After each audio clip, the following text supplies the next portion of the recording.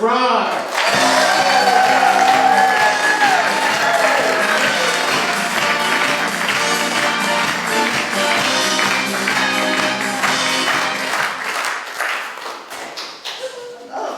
So, the year was 1990, and I decided I was going to learn Spanish. There was no Duolingo, there was no internet, so I had limited choices, and I decided I was going to go full immersion. I could have chosen to stroll the cobblestone streets of Barcelona all summer, but instead I chose Guatemala, where there was an active civil war still going on. I was a social work student, and it was a solid choice. I sent in my money to the school, they sent me instructions, and they said, fly into Guatemala City, take a taxi to the hotel. We will have made a reservation at one of these hotels. Spend the night, get up in the morning, walk to the bus station, buy a ticket, take a 4-hour bus ride to Quetzaltenango, find a payphone, call us, and then we'll pick you up. This did not feel like a travel itinerary. It felt like instructions for an escape room with real consequences. But I got to Guatemala City, I got a taxi, oh wait, before that, I didn't know Spanish, I should tell you that. The only Spanish I knew was Mexican restaurant Spanish. So I could confidently say, un taco de pollo, por favor. And that was about it.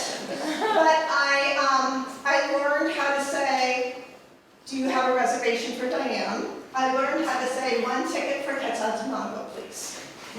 And off I went, and I got there, I got my taxi, I showed the taxi driver the hotel list and pointed to the first one. He got me there, I went in, and I said, ¿Tiene una reservación para Diana? And they said, no. And right there, I knew that my Spanish proficiency had hit its ceiling. I did not know how to say, well, do you have a room? I only knew the question for the reservation that I did not have. So I went back out to the taxi, pointed to hotel number 2, went in, do you have a reservation? No. It started to feel less like a study abroad and more like a scavenger hunt. Back to the taxi, point to hotel number 3. We get there, and this time the taxi driver comes in with me, because he was clearly like, this blonde needs my help. When I ask for a reservation, they say no, and then the taxi driver and the hotel clerk have a conversation that I can only imagine was something like, I have been driving this gringo all around London. She clearly does not know how to get a hotel. Will you please let her sleep here so that I can go home? Give me a room.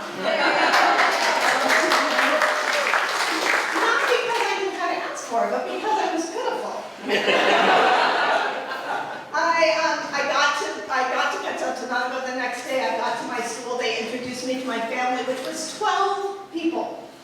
Now remember, I had 2 sentences and Mexican restaurant Spanish. I was not prepared to greet one person, let alone 12 people.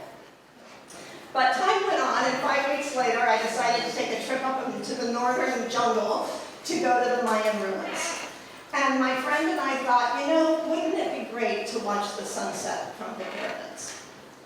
Because every bad idea starts with, you know what would be beautiful?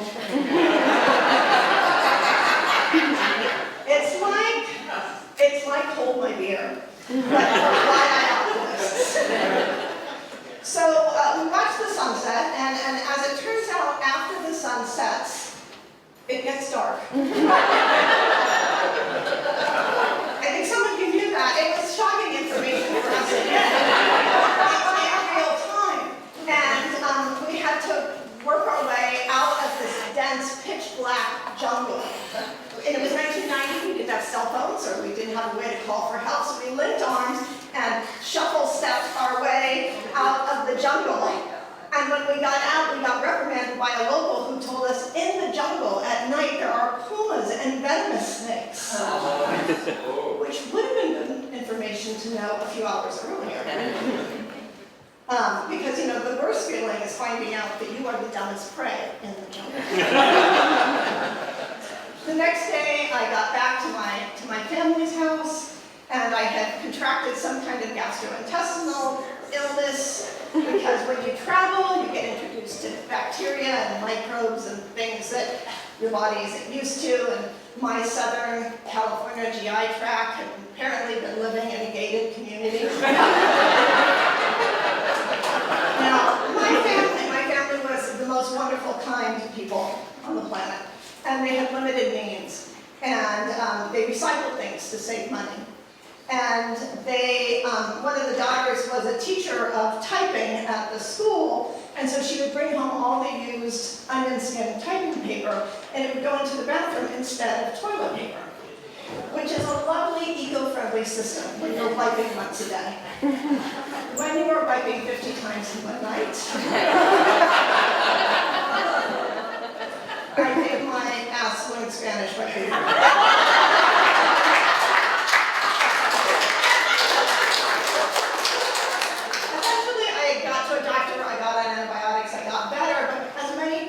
Tell you, you go on swing on antibiotics, there's a chance you're going to get a yeast infection.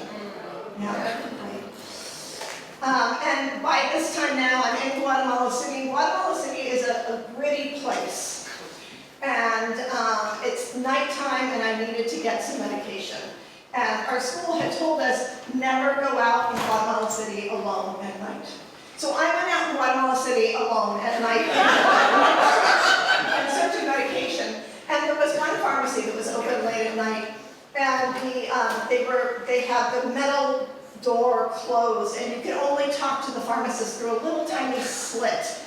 And there was a long line of people, and it was a busy street corner, and it was loud, so you had to yell.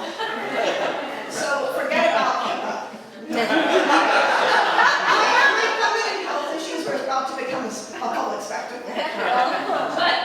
I knew the name of the medication in English, and I had 6 weeks of Spanish education behind me at this point, so I felt confident.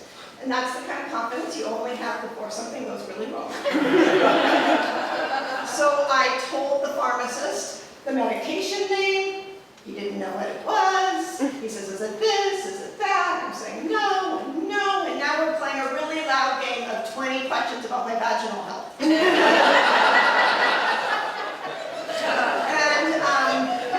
The school had really never, they never taught me. They never taught me how to say I have a yeast infection.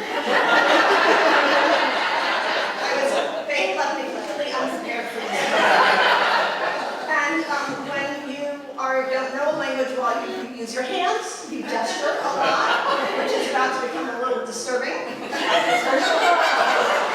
So I'm at the front of the line, there's a long line of people from Guatemala, and in Guatemala, I do not blend. I am a tall, fair, blonde woman, pantomiming gynecological distress disorders.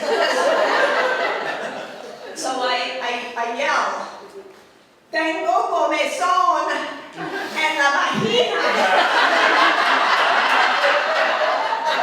I have itching in the vagina. Loud enough for the pharmacist, the line of people, and probably a passing bus to diagnose it. But I got the medication.